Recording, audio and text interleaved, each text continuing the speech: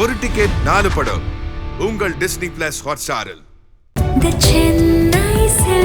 நினைவில் நிற்கும் திருமணப்பட்டு விவாஹா தி சென்னை சில்க்ஸ். எனக்கே விபூதி அடிக்க பாக்குறியா? ஹோட்டல் ரூமுக்கு வந்த காதலே சந்தேகத்தால் சைக்கோவான காதலன், வெடி சத்தத்தில் முடிந்த பகை, நடுங்க வைக்கும் நள்ளிரவு சம்பவம்.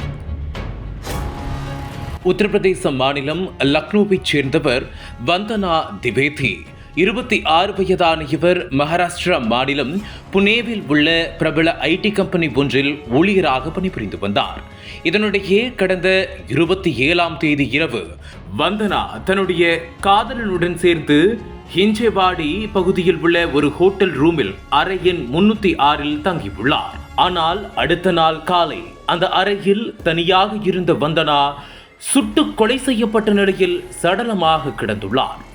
ஒரு கணம் இதை பார்த்து அதிர்ச்சியடைந்த ஹோட்டல் நிர்வாகம் இது குறித்து போலீசாருக்கு தகவல் தெரிவித்தனர்.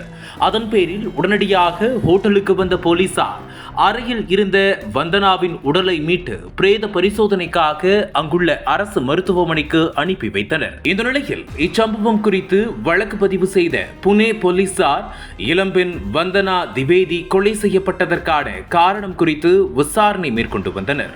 இதற்கிடையே அந்த ஹோட்டலில் உள்ள சிசிடிவி காட்சிகளை ஆய்வு செய்தபோது வந்தனாவுடன் வந்த இளைஞர் ஒருவர் நள்ளிரவு நேரத்தில் பதட்டத்துடன் ஹோட்டலை விட்டு வெளியே செல்லும் காட்சிகள் பதிவாகி இருந்தது.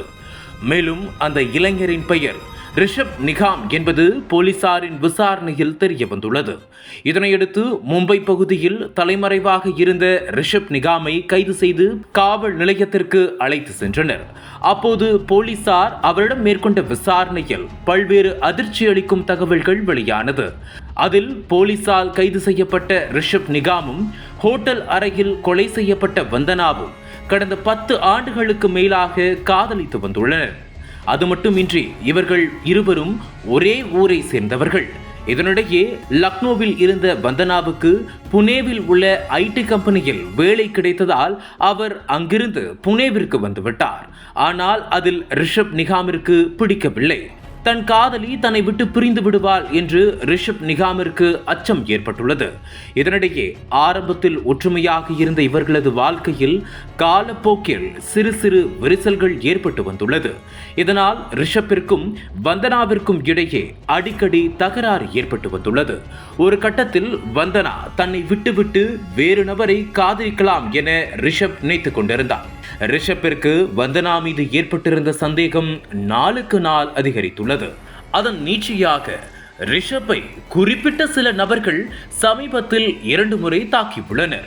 மேலும் வந்தனாதான் இந்த தாக்குதலுக்கு மூல காரணம் என கூறப்படுகிறது.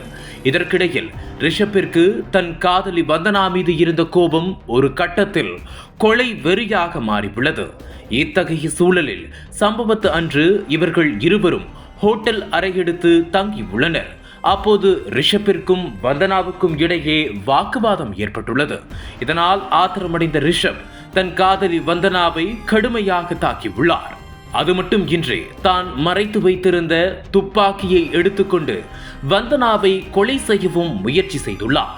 அந்த நேரத்தில் ஹிஞ்சேவாடி பகுதியில் மராத்தா சமூக இடஒதுக்கீடு வெற்றி கொண்டாட்டம் நடந்துள்ளது.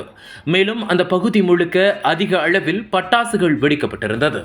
அப்போது இதை சுதாரித்துக் கொண்ட ரிஷப் அவர்கள் பட்டாசு வெடிக்கும் நேரம் பார்த்து வந்தனாவை தான் வைத்திருந்த துப்பாக்கியால் சுட்டிருக்கிறார்.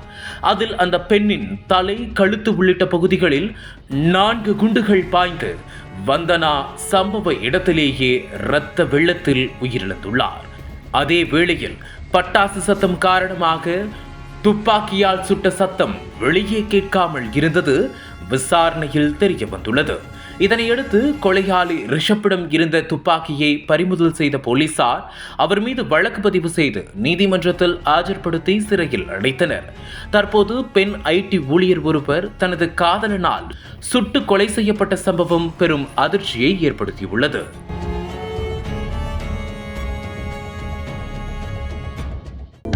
அனல் பறக்கும் செய்திகளை அப்டேட் செய்து கொள்ள நக்கீரன் களத்தை இப்பவே சப்ஸ்கிரைப் பண்ணுங்க.